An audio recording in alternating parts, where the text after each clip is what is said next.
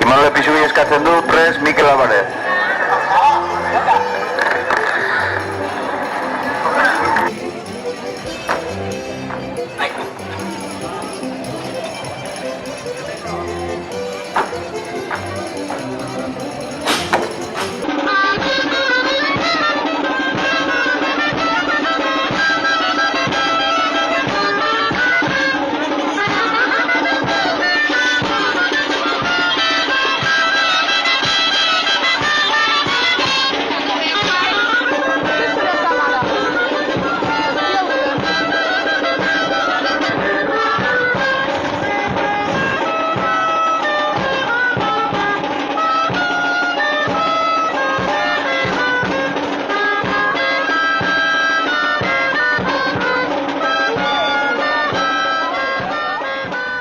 Problema gordena izan zuten, megafonia etenik, baina isiltzeak ez du esan nahi, existitzen ez direnik.